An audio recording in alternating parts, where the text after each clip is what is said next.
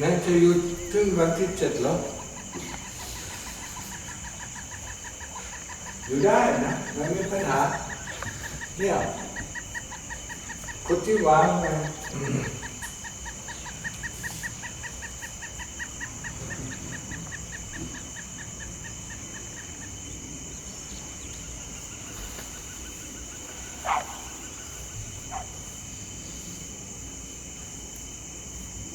ครูบาสวรรค์เคยเรียนไหมปาฏิโมกข์ไม่เคยเรียนไหมเคยอยู่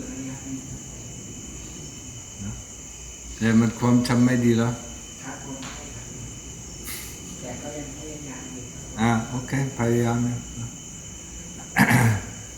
ต้องมีหลายองค์นะที่สวดได้นะใครจะAnd Lucas, tell Udukama, I mean, you have to learn the chanting, the morning chanting, the evening chanting, I mean, there's not so many things, yeah? The Anamodana.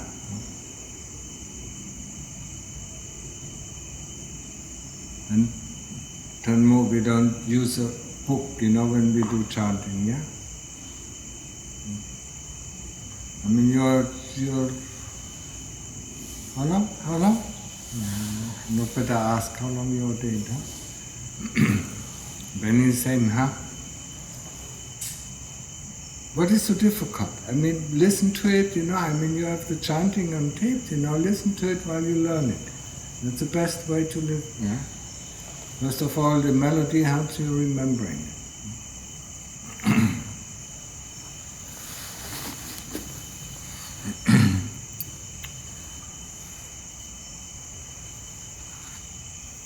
I mean, if you chant that every day in your kuti, that's what is required, yeah? You can chant it at any time, yeah? In the evening, in the morning, but you should chant it, yeah?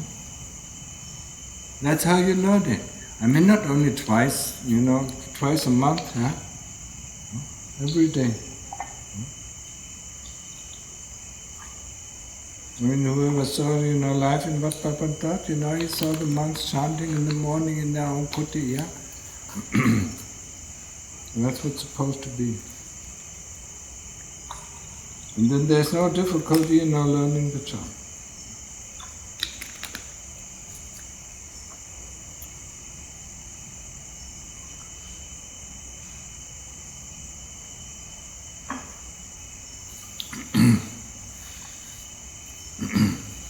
We just recited the Patimokkha, the 227 rules for the monks.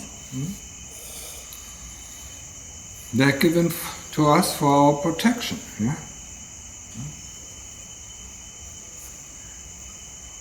They're our protection, yeah? For what? For not falling into hell, yeah? Just like the lay people have the 5 precepts not to fall into hell, yeah? We have 227. We have more because we don't work, we don't have to look after our needs because the lay people do that. Yeah? That's why it is important, for every young monk, yeah? To study the Vinaya and to know all the rules, yeah? That is not an option. Yeah? We have to know the rules, yeah? We have to study them, yeah? We have to understand them, and we have to remember them, yeah?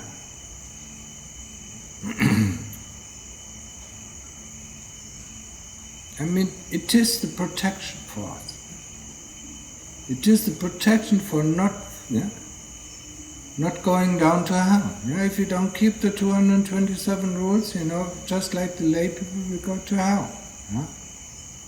If you want that, that is your choice. Yeah? The Bhikkhu life is not there, to have a nice life, where we don't have to work. Yeah? It is there, to get rid of the kilesas that constantly that constantly torment us. Yeah? And for that, keeping the rules, keeping also the kilesas at check. Yeah? Don't have to worry about that if we are not involved with the things in the world. Yeah? Just like Lungta Mahabua said, the hell is full of monks. Huh? Why did he say that? Because there are not so many monks who look after their roots. That's why he said that. When he went to hell and to look at it, he saw. And he normally said, the monks is full of, the hell is full of, yellow robes. That's what he meant. Lots of monks are going. And if we don't keep the 227 rules, we are included. No matter how long, maybe only for a day if you just break one, but maybe for years, for thousands of years. Devadatta was a monk, he's down there for 150,000 years. So, better study the Vinaya. There are 3 volumes. The first 2 volumes are important and mandatory. And the 3rd volume, is just for our information. You have to read it. It's called the Vinaya Muk, that is the standard for the Dhamma Yut sect. Vinaya Muk, Volume 1, Volume 2. Volume 1 is the rules, Volume 2 is the behavior of the monks in a monastery and outside. And Volume 3, concerns other things. So, Volume 1 and Volume 2 have to be studied. And especially Volume 1 that keeps the roots. And in the beginning, 5 years ago, when I ordained Ton Richard and Ton Alex, we had a discussion. And this discussion was taped. So, in order to understand, if you're not familiar with what this rule or that rule means, listen to the discussion.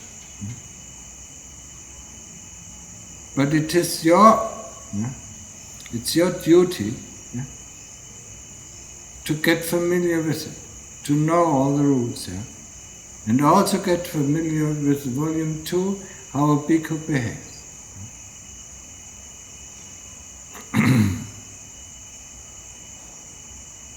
How we keep our things, how we take care of our bowl, of our robes, and so on and so on. It's all written there. Of course, if you would open your eyes, and have a little bit sati, you would see, how a monk properly behaves here in the monastery. But my eyes are not everywhere, so sometimes I don't see it. Sometimes I see it, sometimes I can't. So I hope this is understood. It is our protection. It's not against us. We are here, to find a way out of dukkha. We are here, to fight against the kilesas that constantly torment us.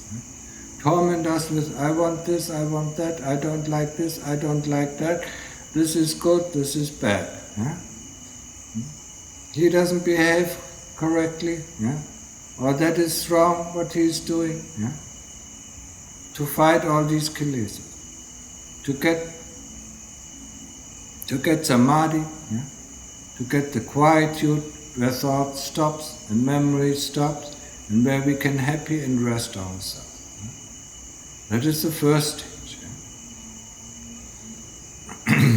If you remember the 4th Noble Truth, or the path that leads to the end of dukkha, starts with sila, and for us the sila is the 227 rules. For the lay people it is the 5 precepts, or when they live in the monastery it's the 8 precepts. Because the lay people also live on other people, it's food, and welfare. So that's why they are required to have more precepts than the normal lay people. When they're living here in a monastery. So that was the first part, sila. For the monks, 227 rules. For lay people who live here, 8 precepts. And then is the work of samadhi.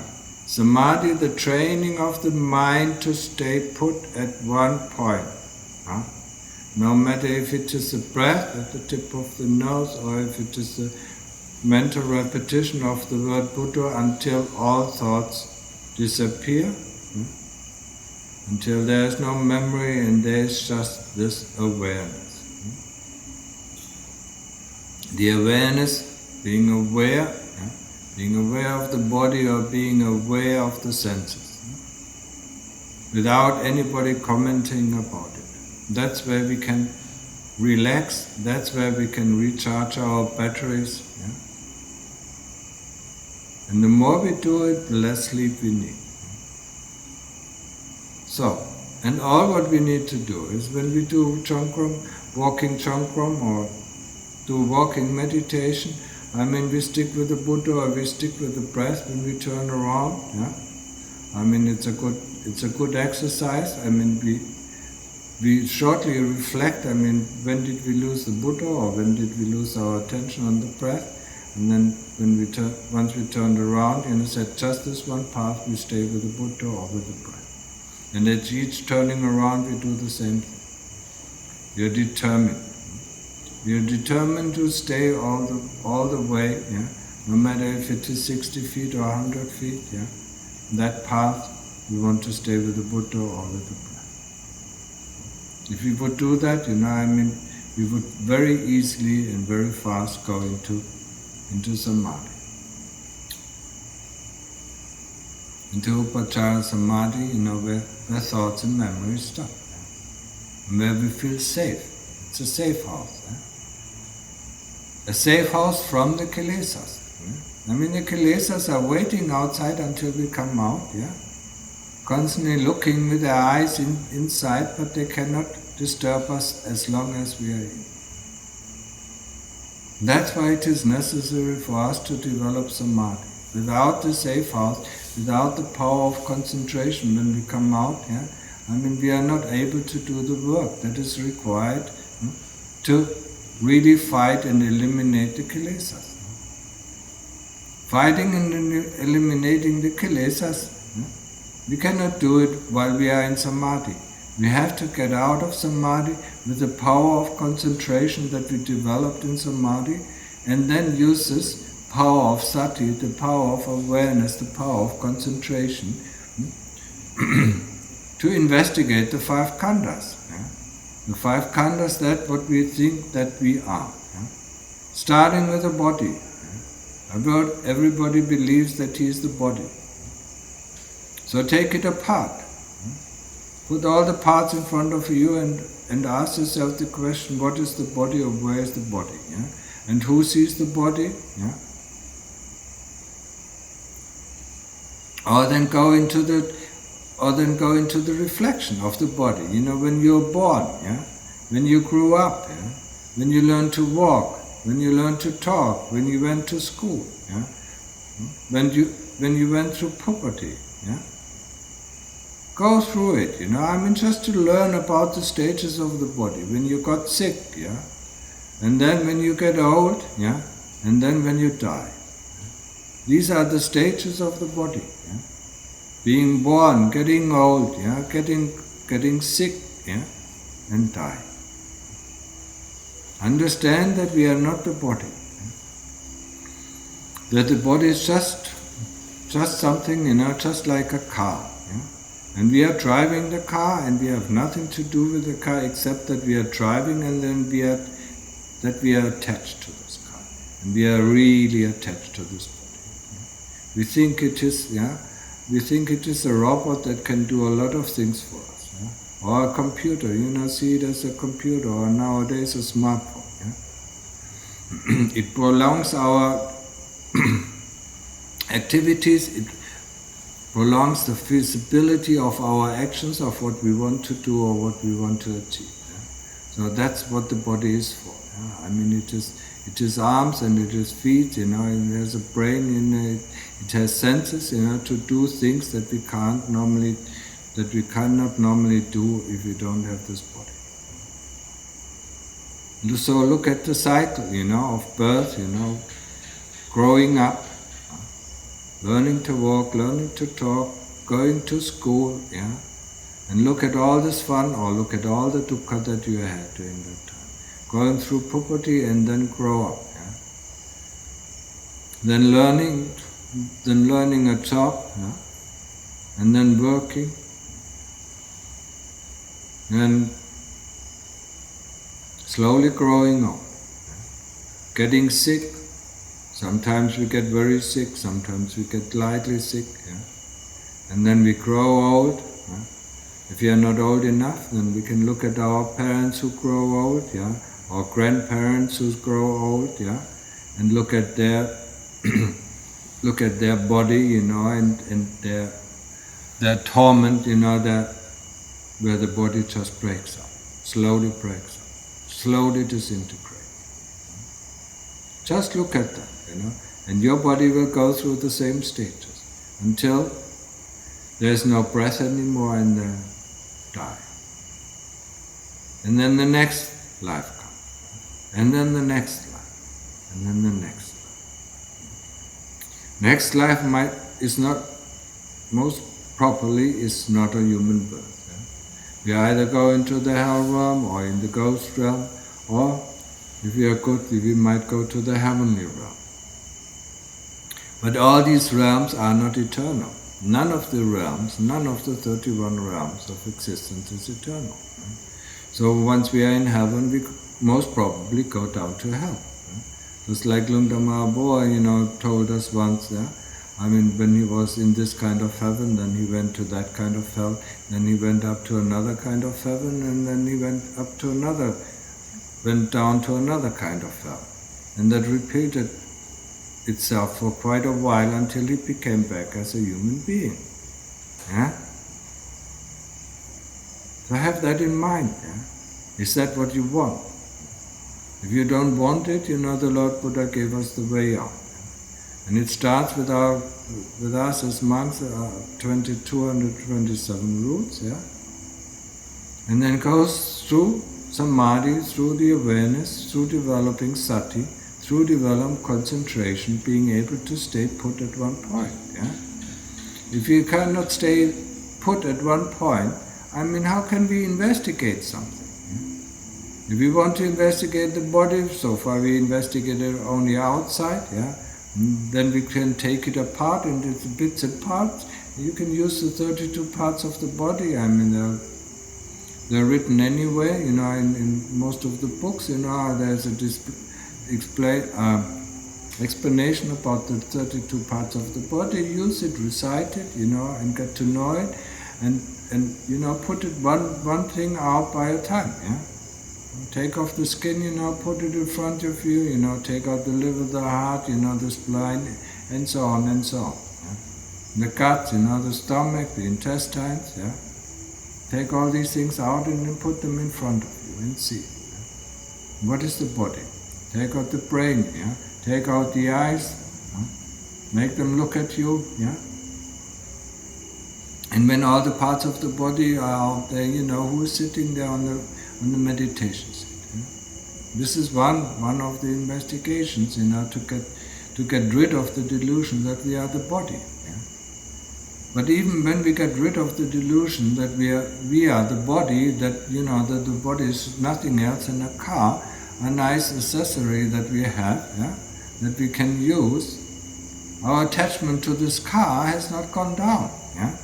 Now that we know that it is just like a car, or like a robot, a biological robot. We're still attached to it because we still see, or still think, I can do a lot of things. And now when we have to start to investigate the loathsomeness of this body. And there's nothing, I repeat myself over and over. It is not that we have to make the body loathsome. It is that this body is loathsome.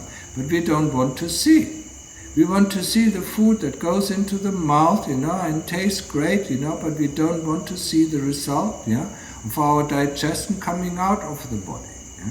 We normally call it shit, and we don't want to see it. We don't want to touch it, It is something disgusting. Or, take the hairs that you wash, Once they are off the body, you find them disgusting. No matter what. If the hairs fall into your soup, you find it disgusting. You don't want to eat the soup. But as long as they are on the body, you find them great.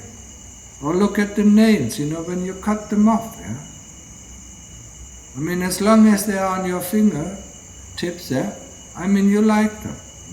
The moment they lie on the table because you cut them off, you find them disgusting.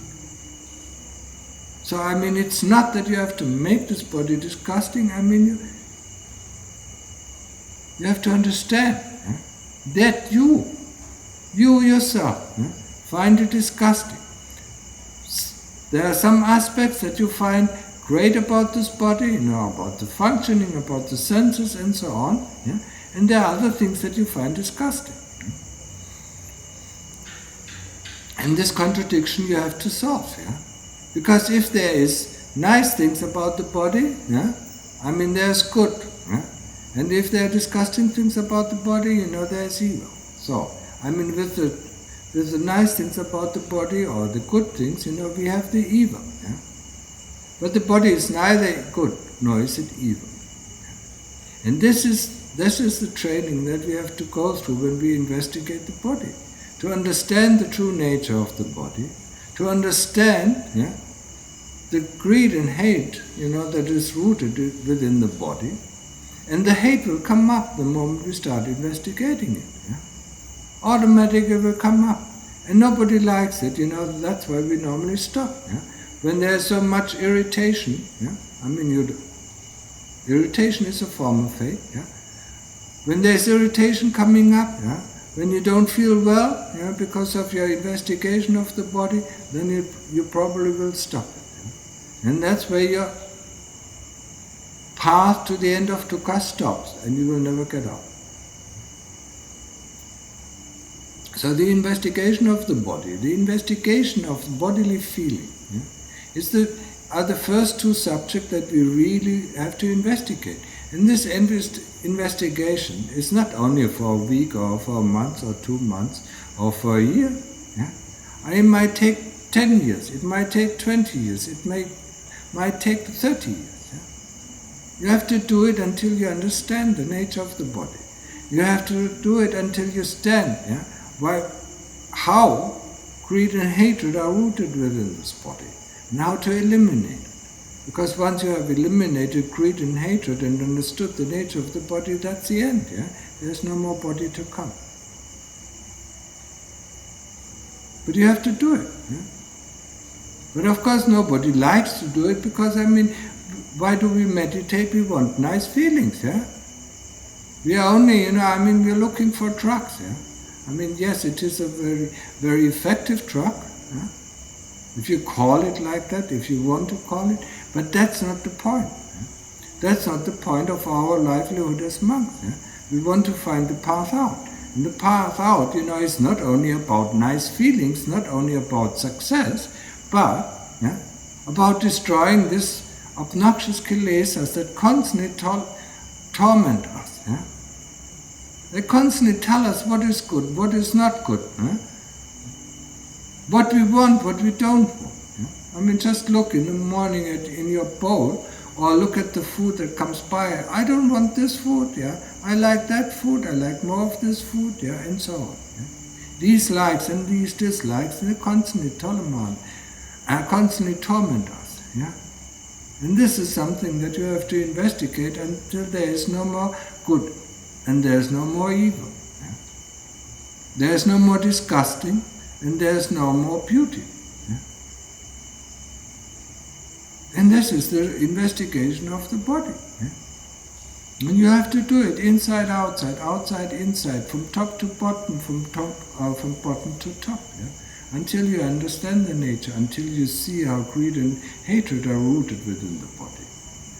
If you stop, because there are unpleasant feelings coming up, and you think meditation is not about unpleasant feelings, just like a lot of people, especially from the West, think, we are not meditating for unpleasant feelings.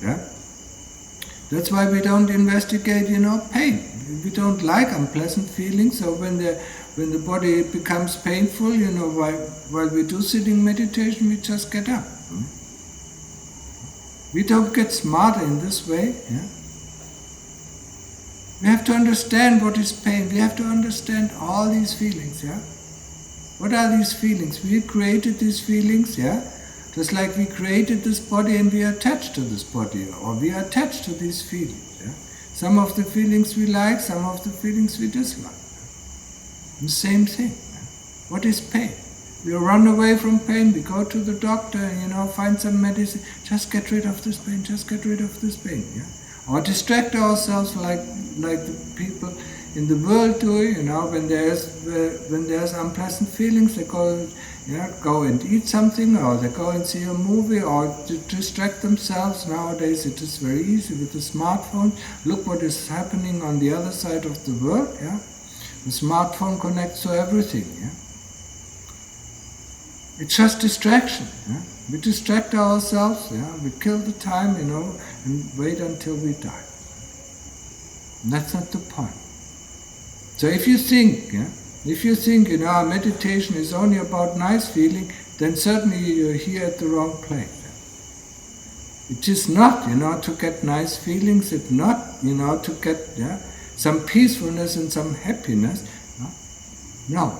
It is to fight the kilesas, to eliminate the kilesas, so that we get our own right, and this own right is the supreme happiness. That is there all the time, but it is hidden through the power of the kilesas, through the power of avijja. And if we don't fight this army, we don't see that land. That land that is hidden, the nibbana that is hidden, is hidden by the armies of greed, hatred and delusion, and behind these armies by the master of all this universe, by avijja itself. So if you don't fight these kilesas, and they will make everything in your way to not let you do it, to not let you understand what is really going on. They will delude you, they will persuade you, they will force you. And pain is one good force that they can use. See, it is painful when I'm sitting, but I want to reach happiness, so I should better get up. That's how they persuade you. And if you don't listen to it, the pain becomes stronger and stronger and stronger. Or you feel sometimes when you do investigation of the body, you feel like you're throwing up. And you think, that must be wrong. There must be something wrong. Why I'm not going to meditate because for throwing up. No, it's the kilesas trying to prevent us from getting insight, trying to understand the true nature of the body. That's their way. And this is something that we have to understand. Meditation is not all about nice feelings.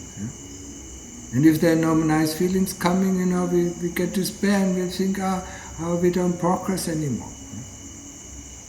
We progress only in hard times. We learn only when it is really difficult. When it is a struggle, to sit 5 more minutes, to concentrate 5 more minutes on the Buddha or on the breath.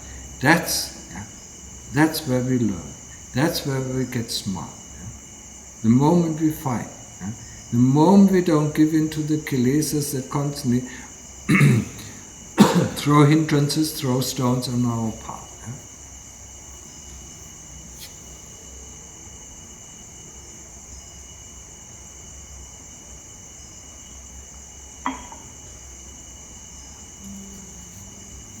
So get familiar.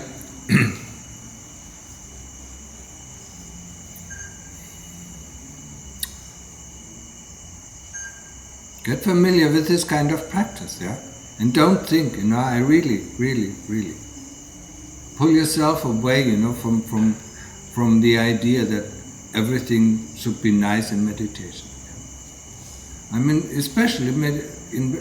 Especially investigating pain, that is not pleasure, but we have to do it. In the end, when we die, we have to face this pain, and there's no way, to get rid of it, The only way to get rid of it is death itself. Yeah? But before this death occurs, we will be in agony about the pain. Yeah? And that's where the kilesas lure us, into other realms. Yeah? In realms that we don't want to go. Yeah? If we can have sati, while we are in pain, yeah? Then we are still at the steering wheel of our car or the steering wheel of our karma. Then we can decide, if we go right, left, or straight on or backward. Yeah? But if we don't have sati, if we are not aware, then we are not sitting at the steering wheel, and the kilesas are sitting there and just driving us wherever we need to go. So that's why we have to understand, and to fight with these unpleasant feelings. And the one most important thing that constantly bothers us when we do samadhi is pain. Yeah? So what is pain? Understand what is pain. Ask the question. Yeah? What is pain? Where is the pain? Yeah? Where does it? Yeah? And then follow it up until you see where it originates from. But that means going through a lot of pain and through a lot of agony, and we are not able to do that. In just 1 or 2 sittings. Yeah. It takes us 100 times, 1,000 times, 100,000 times, 1,000,000 times, maybe before we understand what is pain. The same thing, the kilesas have lots of weapons. Yeah? Fear is another one. Doubt is another one. Is this kind of practice actually leading somewhere? That is doubt. Yeah? If you know you're going the right way, this is the path, to be a king, or this is the path to Nibbana, just go. Yeah? Don't ask this question, don't let the kilesas doubt that this is the right path, because there's some unpleasant things, or there's something, that is not written about in the books. Yeah?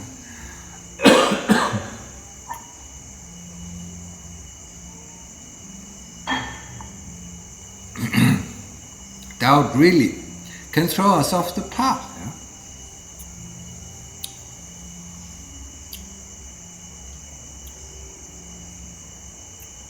But also fear, also pain, yeah? Or sleepiness, or tiredness, and sloth and torpor, they all can throw us off the path. Yeah? Oh, I'm so tired, I need some more rest. Yeah? And then we rest, and while we do the sleeping, all the practice of the day, that we tried so hard, just disappears, just goes up in smoke. And the next day, and then over years we don't see any progress. Because we destroyed our hard work by giving into the kilesas of sleep, of tiredness, of laziness. The kilesas are our enemies, they are not our friends, although they disguise to be our friends. Oh yes, it's me, I'm feeling, I'm really afraid, and if I go Chamkom, a snake can bite me and then I die. Yeah? It's me. Yeah? The kilesas, it's our enemy, it's our foe. Yeah? It's a very formidable foe. Yeah? And we should see it as not as our friend. Oh yes, I'm so tired. They tell us, let's go to sleep. Yeah, you worked so hard. You're so good. You made so much progress. Yeah, let's go to sleep. Well, let's go have a break. They're not. Yeah, they are not our friend. They are our foe. Yeah? Understand that clearly. These are all the hindrances I was talking about. That the kilesas bring up, and probably fear, doubt, and pain are their strongest weapons. Yeah? No matter, it depends on our character for which one we fall. Do we fall for pain? Do we fall for doubt? Yeah, this is not the right kind of practice. Yeah, I should look for another teacher. Yeah, I don't trust this teacher.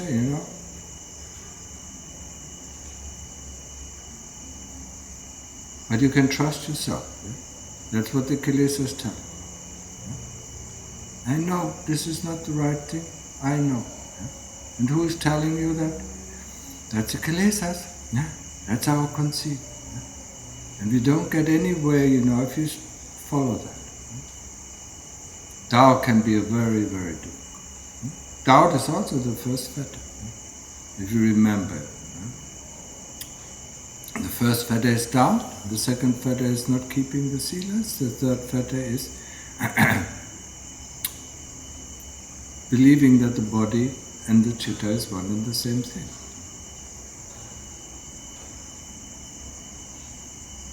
I mean, if you progress on the path, if you just go the path of samadhi, once we get our samadhi, once we get our concentration, then start to investigate. Once we get our investigation going, once the mind is tired, we go and rest in samadhi. That is the way of the practice. Once we are rested, we go back to investigation of the body or back to the investigation of pain. And this will be for the next years or for the next decades. That will be our practice. Until we come, until we investigated the body until the end, until we overcome greed and hatred, and there's no more rebirth. And then, only then, can we investigate the mind, or the mind factors, just like thoughts, memories, and consciousness, and mind feelings. Only after we investigate the body and bodily feelings. That's when we really start pulling away the 5 higher factors.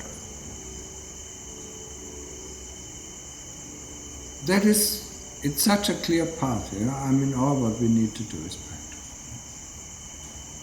But these hindrances that I just mentioned, the hindrance of fear, the hindrance of pain, the hindrance of doubt, these are our fiercest enemies. And if we give in to them, I mean, we won't progress. There is no hope for it. Okay, that should be enough for a talk, and I'll end my talk with that.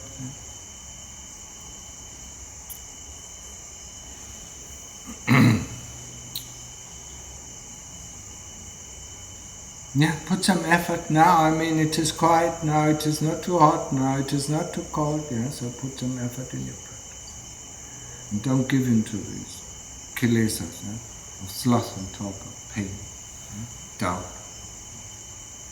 fear. It's just a kilesa, it's not me. Use the principle of anicca. It's not me, it's not mine, doesn't belong to me. It's not me, it's not mine, doesn't belong to me. Or that doesn't interest me. Just go on. I mean, what am I doing? Practice of concentration. Where do I stick? Where do I stick the breath? Tip of the nose until I get one point. Or investigation of the body. 32 parts of the body, or the cycle of birth to death, or whatever. That is my practice. It's very simple. And we're getting so detailed about it, that we lose ourselves completely in all these details and get confused, and then we don't know in and out. The practice of the Lord Buddha is so simple. I mean, it is so easy to explain. I mean, it is getting your concentration, no matter what comes into the mind, you go back to the Buddha, or you go back to the breath. And the same thing holds true for investigation. What is pain? What is fear? Investigation of these feelings, or investigation of the body. It's so simple. But we make it so complicated because we don't like simple things, because simple things are boring.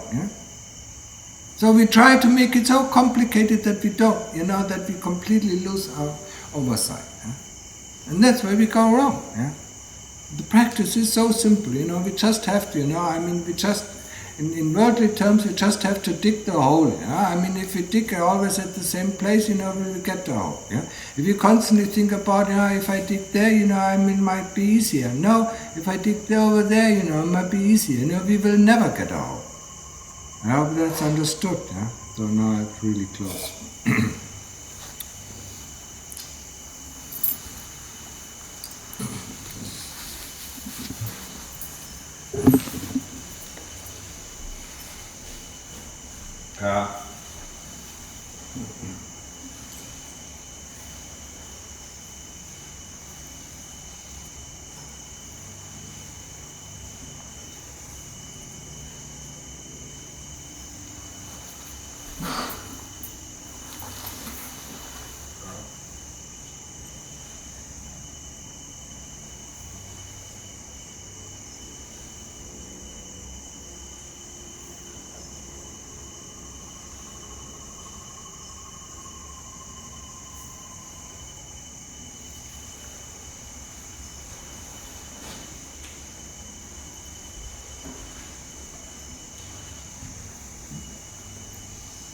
ไงเข้าใจบ้างไหมนิดหน่อยแม่ก็ไม่เข้าใจใช่ไหมภาษาอังกฤษนิดหน่อย